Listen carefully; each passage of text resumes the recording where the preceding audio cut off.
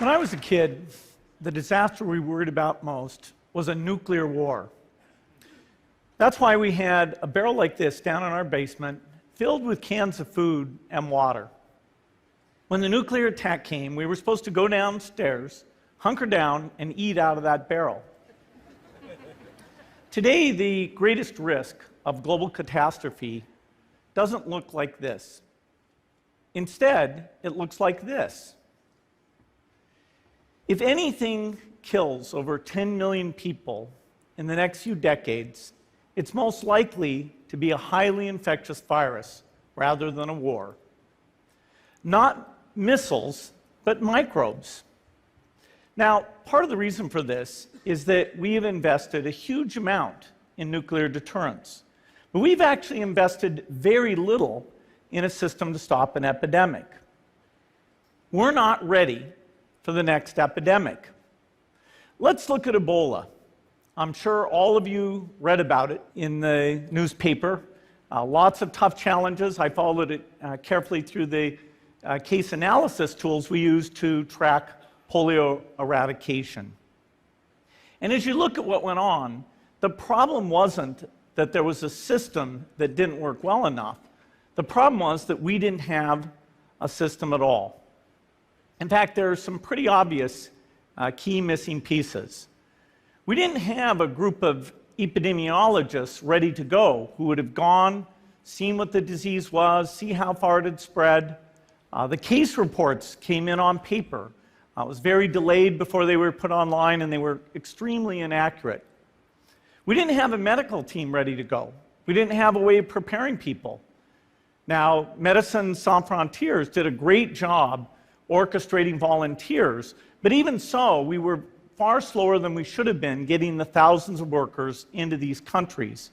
And a large epidemic would require us to have hundreds of thousands of workers. There was no one there to look at treatment approaches, no one to look at the diagnostics, no one to figure out what tools should be used. As an example, we could have taken the blood of survivors, processed it, and put that plasma back in people to protect them. But that was never tried. So there was a lot that was missing, and these things are really a global failure. The WHO is funded to monitor epidemics, but not to do these things I talked about. Now in the movies, it's quite different. There's a group of handsome epidemiologists ready to go. They move in, they save the day, but that's just pure Hollywood. The failure to prepare could allow the next epidemic to be dramatically more devastating than Ebola. Let's look at the progression of Ebola over this year. About 10,000 people died, and nearly all were in the 3 West African countries. There's 3 reasons why it didn't spread more. The first is there was a lot of heroic work by the health workers. They found the people and they prevented more infections. The second is the nature of the virus. Ebola does not spread through the air. And by the time you're contagious, most people are so sick that they're bedridden. Third, it didn't get into many urban areas, and that was just luck. If it had gotten into a lot more urban areas, the case numbers would have been much larger. So next time, we might not be so lucky.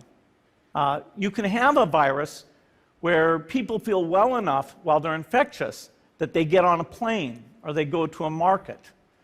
The source of the virus could be a natural epidemic like Ebola, or it could be bioterrorism. And so there are things that would literally make things 1,000 times worse. In fact, let's look at a model of a virus spread through the air like the Spanish flu back in 1918. So here's what would happen. It would spread throughout the world very, very quickly. And you can see there's over 30 million people die from that epidemic. So this is a serious problem.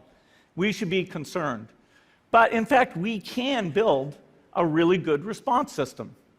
We have the benefits of all the science and technology that we talk about here. We've got cell phones to get information from the public and get information out to them.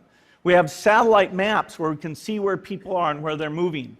We have advances in biology that should dramatically change the turnaround time to look at a pathogen and be able to make drugs and vaccines that fit for that pathogen. So we can have tools, but those tools need to be put into an overall global health system, and we need preparedness. The best lessons, I think, on how to get prepared are, again, what we do for war. For soldiers, we have full-time waiting to go. We have reserves that can scale us up to large numbers. NATO has a mobile unit that can deploy very rapidly. NATO does a lot of war games to check, are people well trained? Do they understand about fuel and logistics and the same radio frequencies? So they are absolutely ready to go. So those are the kinds of things we need to deal with an epidemic. What are the key pieces? First is we need strong health systems in poor countries. That's where mothers can give birth safely, kids can get all their vaccines, but also where we'll see the outbreak very early on. We need a medical reserve corps, lots of people who've got the training and background who are ready to go with the expertise. And then we need to pair those medical people with the military, taking advantage of the military's ability to move fast, do logistics, and secure areas.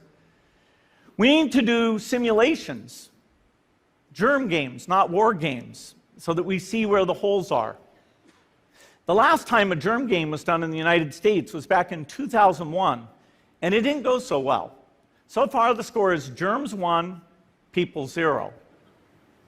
Finally, we need lots of advanced R&D in areas of vaccines and diagnostics. There are some big breakthroughs, like the adeno-associated virus, that could work very, very quickly. Now, I don't have an exact budget for what this would cost, but I'm quite sure it's very modest compared to the potential harm. The World Bank estimates that if we have a worldwide flu epidemic, global wealth will go down by over $3 trillion, and we'd have millions and millions of deaths. These investments offer significant benefits beyond just being ready for the epidemic. The primary health care, the R&D, those things would reduce global health equity and make the world more just as well as more safe. So I think this should absolutely be a priority. There's no need to panic. We don't have to hoard cans of spaghetti or go down into the basement. But we need to get going because time is not on our side. In fact, if there's one positive thing that can come out of the Ebola epidemic, it's that it can serve as an early warning, a wake-up call to get ready. If we start now, we can be ready for the next epidemic. Thank you.